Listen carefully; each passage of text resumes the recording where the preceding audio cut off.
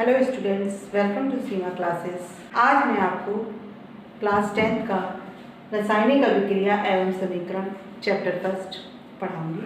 रासायनिक अभिक्रिया, जब एक दो से अधिक पदार्थ आपस में क्रिया करके एक नए पदार्थ का निर्माण करते हैं तो वो क्रिया रासायनिक अभिक्रिया कहलाती है।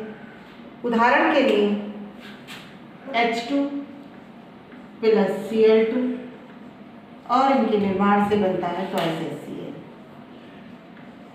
यानी दो पदार्थ आपस में क्रिया करके एक नए पदार्थ की उत्पत्ति करते हैं तो ये अभिक्रियाएं रासायनिक अभिक्रिया कहलाती हैं।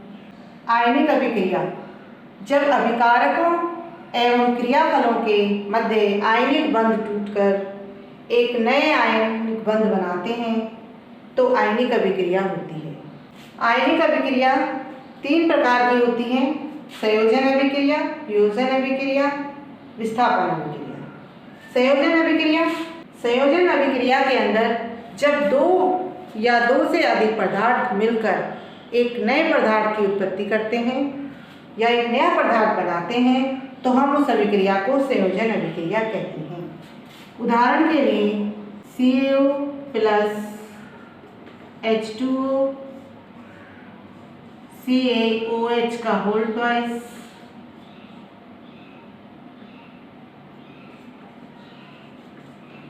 तो कैल्शियम ऑक्साइड प्लस जल से क्रिया करके हमें बुझा हुआ चूना यानी कैल्शियम हाइड्रोक्साइड प्राप्त होता है। नंबर 2, वियोजन अभिक्रिया। वियोजन अभिक्रिया संयोजन अभिक्रिया के विपरीत होती है।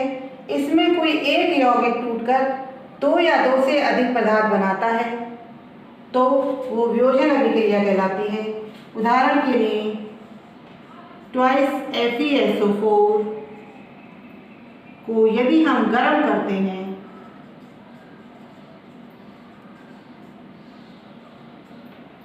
तो हमें Fe2O3 plus SO2 plus SO3 यानी हमें ferric oxide, sulphur dioxide, sulphur trioxide ये प्राप्त होते हैं। नंबर 3 है विस्थापन अभिक्रिया। विस्थापन अभिक्रिया वह अभिक्रिया जिसमें एक पदार्थ किसी दूसरे पदार्थ से उसका एक यौगिक हटाकर अपने एक यौगिक का स्थान ले लेता है तो ऐसी अभिक्रिया को विस्थापन अभिक्रिया कहते हैं। यानी कि एक पदार्थ में से किसी दूसरे का स्थान वो खुद ग्रहण करता है। जैसे आपके पास कॉपर सल्फेट है और आयरन, हमने जब इसकी रिएक्शन करी तो ये कॉपर को यहाँ से रिप्लेस कर देगा यानी हटा देगा और हमारे पास बनेगा FeSO4 प्लस कॉपर अलग हो जाएगा। तो विस्थापन अभिक्रिया क्या हुई कि जिसमें एक यौगिक दूसरे यौगिक को हटाकर उसका स्थान ले लेता है तो वो विस्थापन अभिक्रिया कहलाती है। इसको बोलते हैं कॉपर सल्फेट। ये आयरन, तो हमारा बना क्या? आयरन सल्फेट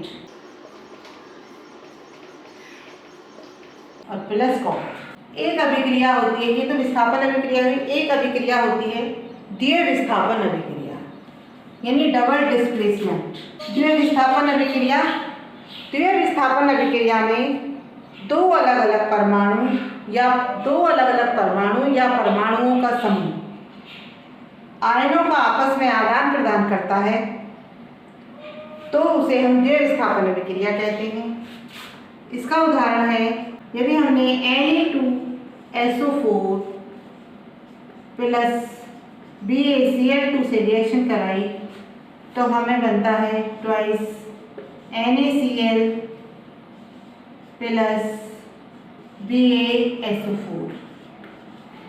तो आप देखिए Na2SO4 यानी सोडियम सल्फेट की जब हम बेरियम क्लोराइड के साथ रिएक्शन कराते हैं तो सोडियम के साथ क्लोराइड और बेरियम के साथ सल्फेट जुड़कर ये द्वितीय विस्थापन हो जाता है यानी दो परमाणु आपस में एक दूसरे की जगह को इंटरचेंज कर देते हैं। अब आती हैं ऊष्माक्षेपी अभिक्रियाएं। ऊष्माक्षेपी अभिक्रिया ऐसी अभिक्रिया जिनमें ऊर्जा का उत्सर्जन होता है, यानी ऊर्जा निकलती है, रिएक्शन होने के साथ साथ ऊर्जा निकलती है या ऊष्मा निकलती है, हम उसे ऊष्माक्षेपी अभिक्रिया कहते हैं। जैसे यदि हम मीथेन को वायु के साथ जलाते हैं, यानी मीथेन CH4 प्लस ऑक्सीजन, यदि आप इसके साथ इसको जलाएंगे तो क्या बनेगा? CO2, ये गैस बनती है हमारी, प्लस 2H2O जल बनता है, और प्लस लगभग 890 किलो जूल ऊष्मा इसके साथ निकलेगी। तो ऊष्माक्षेपी अभिक्रिया कौन सी हुई? जिसमें रिएक्शन के दौरान अत्यधिक ऊष्मा निकलती है, वो ऊष्माक्षेपी अभिक्रिया कहलाती है। ऊष्माशोषी अभिक्रिया, ऊष्माशोषी अभिक्रिया ये ऊष्माक्षेपी अभिक्रिया के उल्टी होती है। इसमें रिएक्शन के दौरान ये अत्यधिक ऊष्मा देती है, यानी जो अभिक्रियाएं ऊष्मा का अवशोषण करती हैं वो ऊष्माशोषी अभिक्रियाएं कहलाती हैं। इस रिएक्शन के लिए हमें अत्यधिक ऊष्मा की आवश्यकता होती है, तभी ये रिएक्शन कंप्लीट होगी, वरना नहीं होती। जैसे N2 प्लस ये गैस है हमारी, O2 ये भी हमारी गैस है, हम इन दोनों को ऊष्मा, यानी इतनी ऊष्मा हम इसको देंगे तब ये रिएक्शन कंप्लीट होगी। और इसके बाद हमें 2NO, यानी ये भी गैस, नाइट्रस ऑक्साइड प्राप्त होती है, नाइट्रस ऑक्साइड। ये क्या है?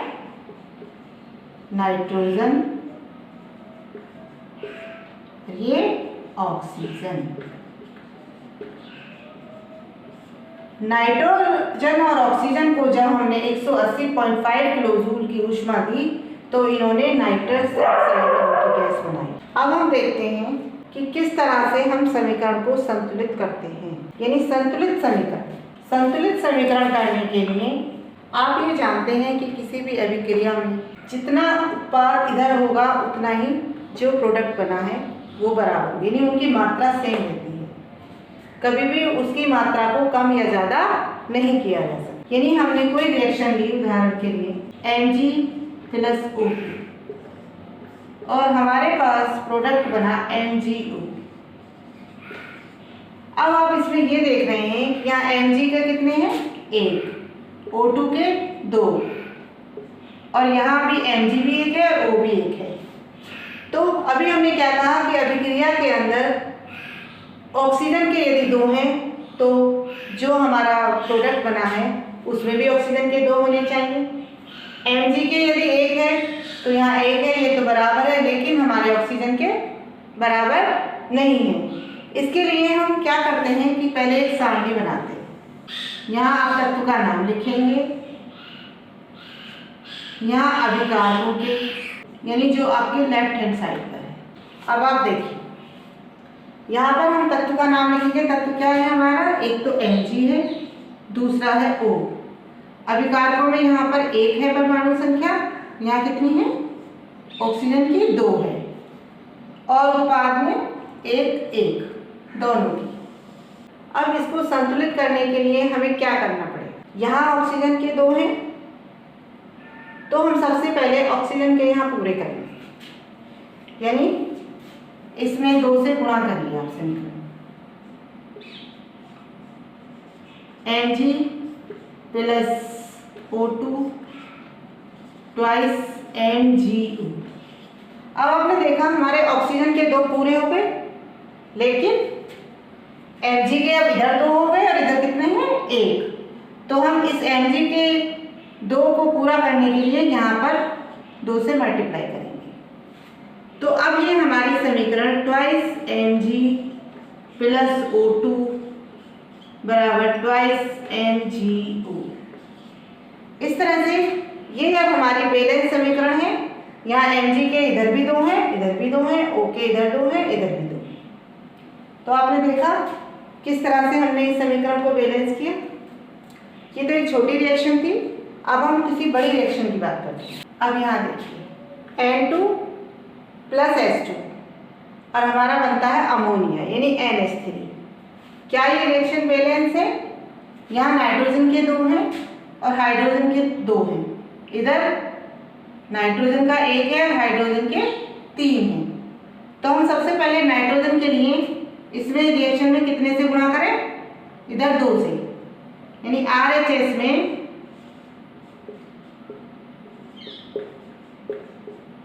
2 से गुणा करें।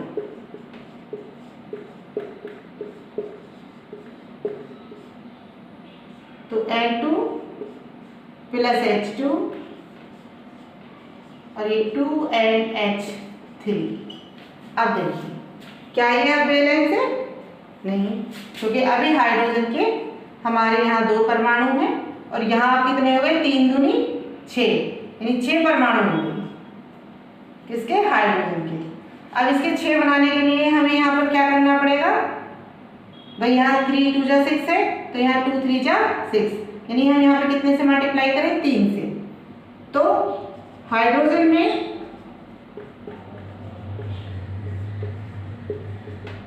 लेफ्ट हैंड साइड 3 से गुणा करें।